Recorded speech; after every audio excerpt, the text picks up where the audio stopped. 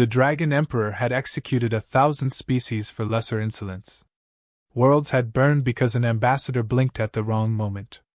Civilizations had been erased because a diplomat mispronounced his name. Fear was the natural state of the galaxy when dragons ruled, fear and obedience, enforced by fire older than most stars. So when a human waitress crossed the tavern floor and lifted his disabled hatchling into her arms, the Dragon Emperor Vakriel the Ashen experienced something alien. Shock. The tavern hung in orbit around a dying red dwarf, bolted together from scrap hulls and bad decisions. It was neutral ground in theory, lawless in practice. Mercenaries drank beside slavers. Priests shared tables with assassins. Everyone minded their own business, because not minding it got you killed. Vakriel sat in the shadows beneath a heavy illusion, massive alien noble, horned and armored, nothing to draw attention. He was there to observe humanity up close before signing their extinction order. The council wanted his vote. He wanted confirmation. Humans were loud. Crude. Emotional. They filled silence with noise and fear with humor. They drank too much, laughed too easily, and treated death like an old acquaintance. Pathetic, he had decided. Then his hatchling screamed. The sound wasn't loud. It was thin, broken, more a hiss than a roar. A sound no dragon should ever make. Vakriel's claws tightened around his goblet as the baby convulsed on the table beside him. Smoke leaked from the hatchling's nostrils, flickering unevenly. One wing spasmed uselessly, malformed since birth, nerves burned and tangled by a genetic curse that had already murdered the Emperor's entire bloodline. The last of him.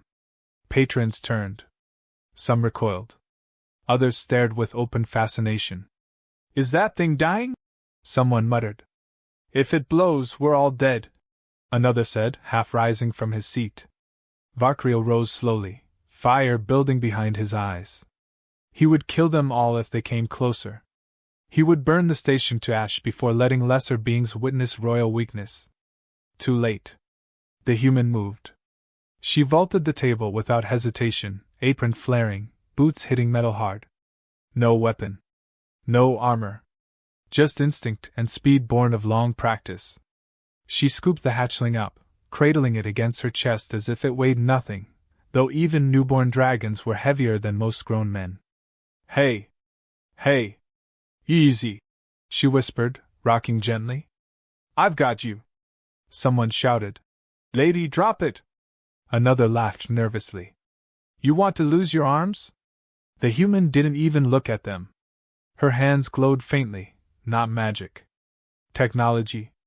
Civilian-grade thermal regulators woven into her skin, smoothing the violent temperature spikes ripping through the hatchling's nervous system. Vakriel froze. The seizure slowed. The hatchling's claws unclenched. Its breathing steadied. The tavern went silent, the kind of silence that comes right before massacre. Vakriel stepped forward, illusion cracking under the pressure of his rage. Heat warped the air around him. "Put it down!" His voice rolled like distant thunder, layered with restrained annihilation. The human looked up. She should have screamed. She should have dropped the hatchling and begged. Instead, she scowled. "Then stop looming and help me," she snapped. "Your kid's having neurofeedback seizures. You keep flexing like that, you're gonna cook him from the inside out." A glass shattered somewhere. A mercenary quietly fainted. No one had spoken to the Dragon Emperor like that in 6,000 years and lived long enough to finish the sentence. Vakriel's claws extended. "You dare address me?" "I dare because I bury children." The human cut in, voice tight, controlled, older than her face suggested. "And I won't watch another one die because the adults are too proud to adapt." Her eyes were wet. Angry. Unafraid. The hatchling whimpered, pressing its head against her chest, soot-smudged snout trembling. Vakriel's fire faltered. He saw it then, the same posture he'd seen on battlefields long before humans crawled out of caves. Not defiance. Responsibility. The kind that got soldiers killed and civilizations saved. Slowly, unthinkably, the Dragon Emperor knelt. Metal groaned under his weight. The tavern floor dented. "What are you doing?" someone whispered in horror. Varkriel ignored them all. "Speak," he said quietly to the human. "Tell me what to do." Her name tag swung as she adjusted her grip. "Mara." "First," she said, breathing out, "you stop treating him like a symbol and start treating him like a patient." The galaxy shifted on its axis. And somewhere far away, ancient treaties began to crack. The galaxy did not explode when the Dragon Emperor knelt. It paused, as if reality itself was waiting to see whether this moment would be corrected by fire. It wasn't. Varkriel the Ashen, breaker of suns, scourge of 12 armadas, remained on one knee while a human waitress held his hatchling like a fragile miracle. The illusion fell away completely, scales unfolding into their true obsidian mass, scars glowing dull red with contained magma. The heat alone should have flash-boiled every soft-bodied creature in the tavern. It didn't. Because the human adjusted. Mara shifted her stance, compensating without thinking. Her boots slid back half a step. Her grip tightened under the hatchling's chest and neck, supporting the malformed wings so it wouldn't spasm again. "You're spiking ambient temperature by 30 degrees, she said, eyes never leaving the baby dragon. "I don't care how ancient you are, dial it down." Varkriel obeyed. The tavern smelled like ozone and terror.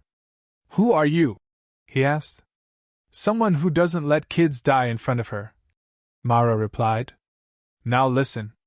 Dragons run hot, too hot. His nervous system's already miswired. Every emotional surge you're having is frying him." A growl rippled through Varkriel's chest. "You accuse me of harming my own blood? I'm accusing you of loving him wrong," she shot back. "Happens all the time." That hurt more than any blade. Around them, patrons slowly backed away. A few recorded holovids, hands shaking. A trith broker whispered prayers. 2 bounty hunters quietly decided not to draw. Mara glanced up again. "You want him alive?" "Yes," Varkriel said instantly. "Then sit," she ordered. "Stay still. And for the love of whatever passes for gods in your empire, breathe." The Dragon Emperor sat. 6,000 years of conquest lowered itself onto a tavern chair welded together from scrap. The chair screamed. It did not break. Mara pressed her ear against the hatchling's chest, listening. Counting. Timing the tremors. "He's compensating," she muttered. "Overclocking what little neural stability he has. That's why the seizures are getting worse." Varkriel's jaw tightened. "Our priest said the curse was irreversible." "Priests say a lot of things," Mara said. "So did doctors once. Then humans got tired of being wrong."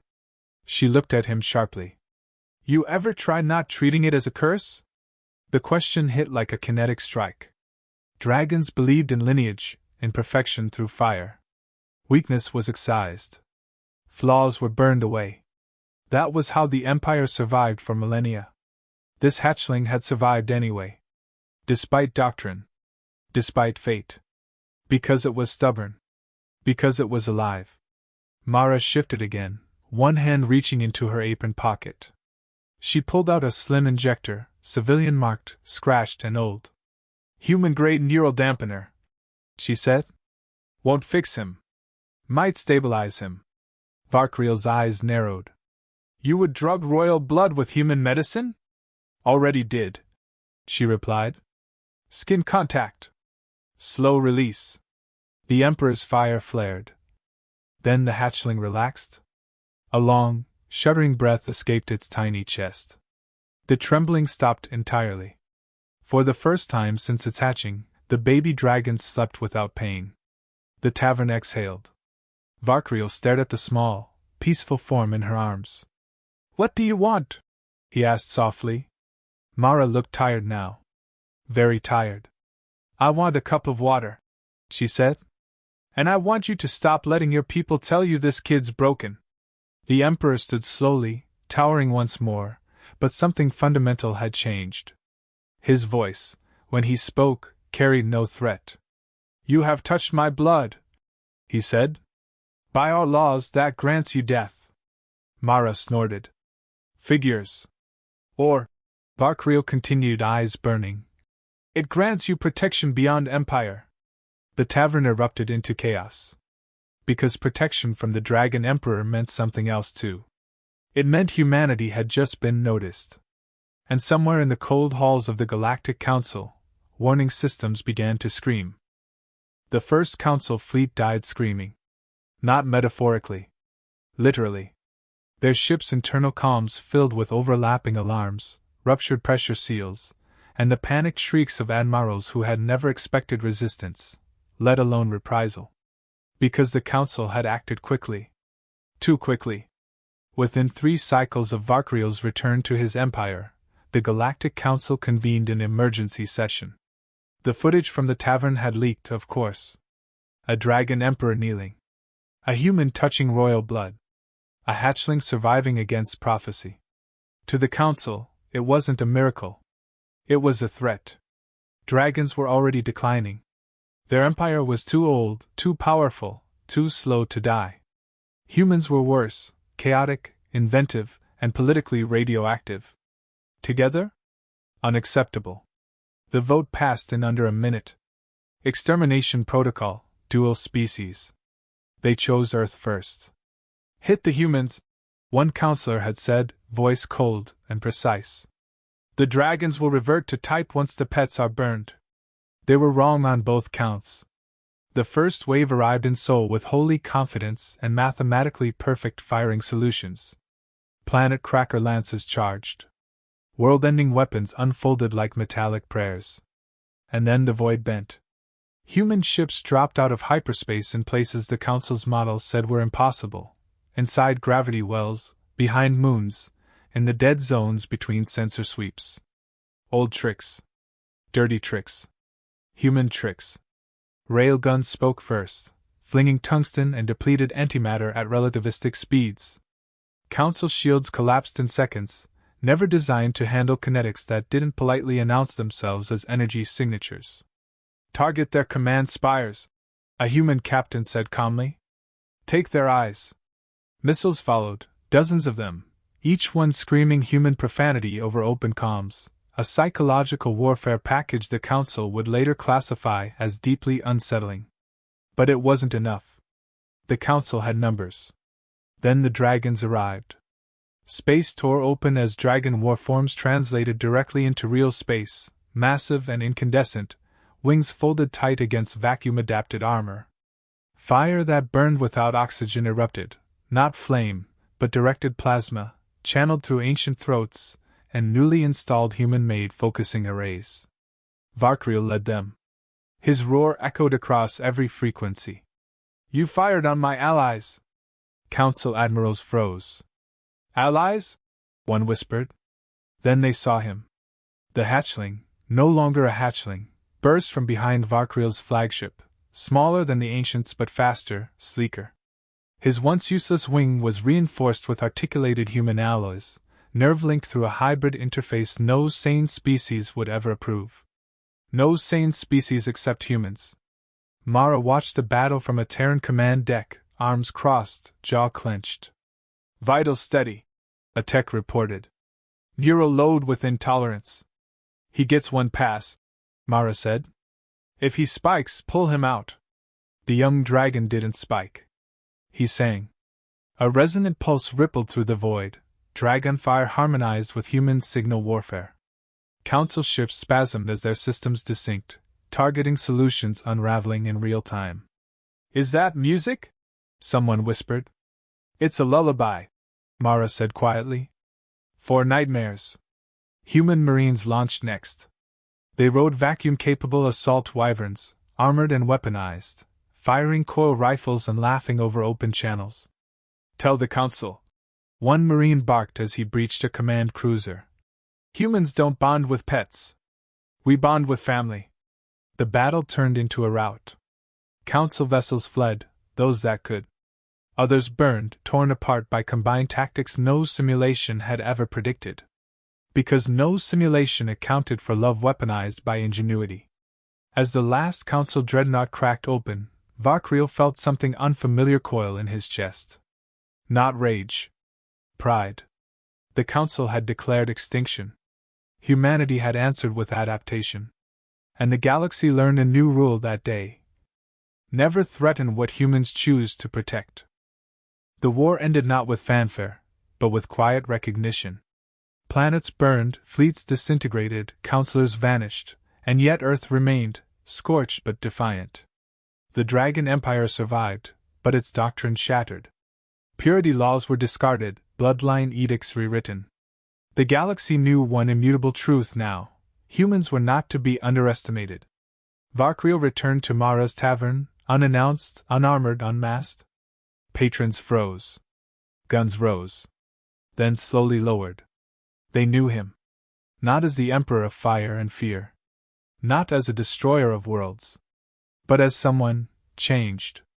The hatchling, now fully grown, perched on Mara's shoulder.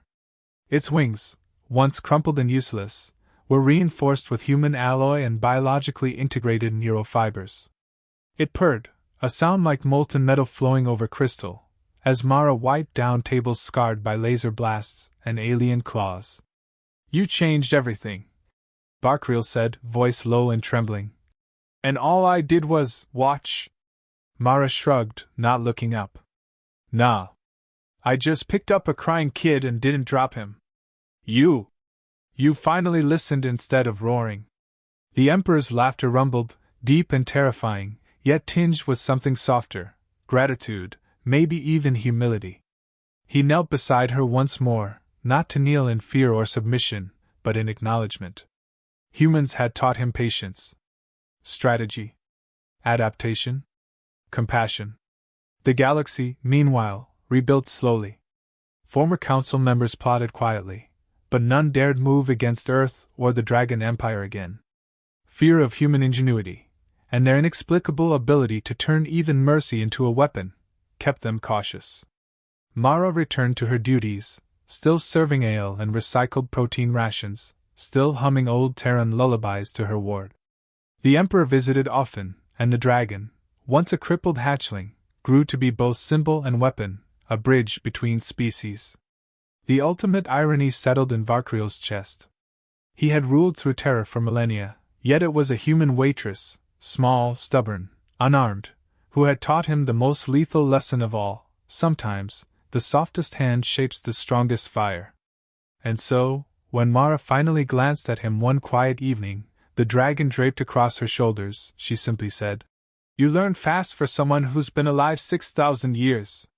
He smiled, molten eyes glowing. "I had a teacher worth listening to." The galaxy held its breath. Humanity had not only survived, it had redefined power. Compassion had become strategy. Ingenuity had become vengeance. And the Dragon Emperor, once unyielding and unstoppable, had been utterly transformed by a human. Somewhere, deep in the void, the old council whispered, "Never underestimate humans. Never touch what they love. Because when humans protect, they don't just fight, they reshape the universe." And that was a war no one could survive without paying the ultimate price.